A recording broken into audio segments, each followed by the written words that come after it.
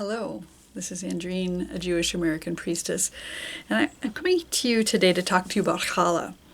Challah, the bread that we bake on Shabbat. And for me, it's complicated because I can't eat wheat challah. I have a gluten intolerance. So I've been trying to work with and perfect a variety of recipes to make a challah that works for me.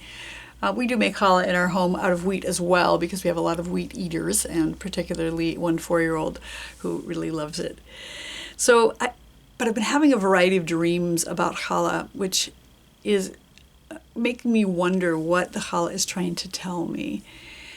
And I sat with that this morning and really considered what it is that challah is, this slice of fluffy bread that is sprinkled with poppy seeds. What is it trying to tell me?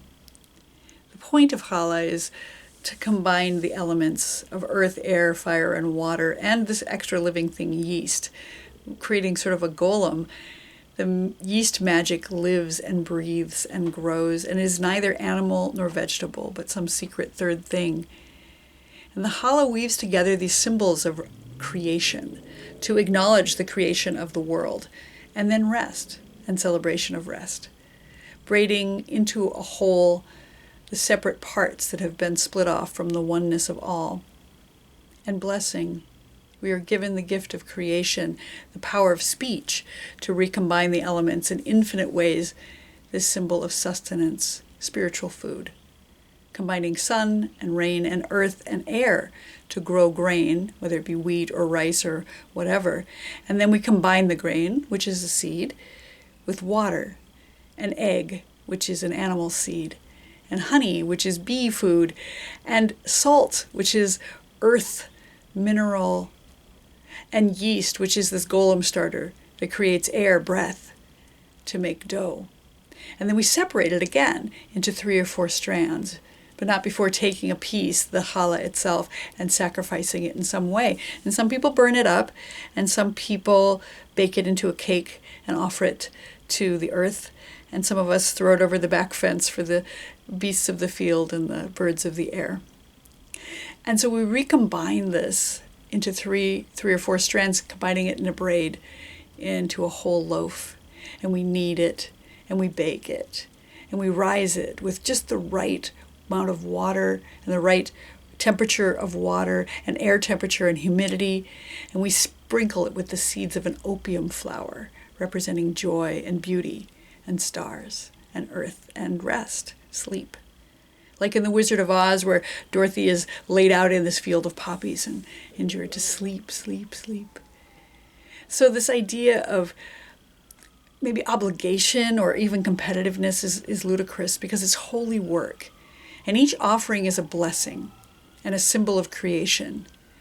The eggs are about the beginning and life-giving protein to the treat. And the ceremony mimics creation. Let there be light. We kindle Shabbat lights to remind us of the fires of heaven, the sun and the moon and the stars, and the light in our loved ones' eyes in the candles as they ignite.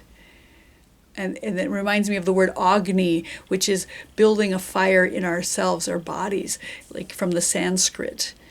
And it's our body, the bait, the shin, and fire. And shin plus bait is shave, to sit. And bait plus tav, bait, house, and tav, seal, bait, home. So we have shin, beit, tav, and it comes to Shabbat, sitting in our house, resting by the fire and the hearth in our home, but also kindling a fire in our body with spiritual food, feeding logs of challah to stoke the fire of our bodies. The fire of hunger is extinguished by the bread of life. And like in medieval Europe, where they would throw challah into the fire to put it out. And the locals knew to call the Jewish folk when there was a fire, who knew the challah magic to put out the fire. So we both extinguish the hunger and we ignite the body's metabolic fire to live while resting. Magic food with the power of 3 to make stability in a tripod, the 3 elements, the 3 strands. And we are the 4th and maybe fifth elements. And then there's French toast, challah, earth magic, eggs, fertility, animal seeds, and the cinnamon, the tree bark, the tzimtzumai, she who makes space. And fire again, and we top that with a tree sap, maple syrup, and butter, the lipids necessary for growing our brains.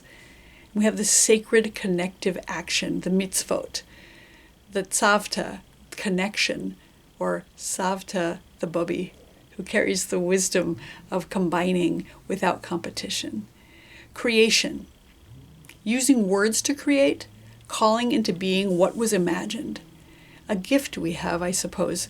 Manifestation, mani, hands, fest, celebration, hand celebration. I don't know.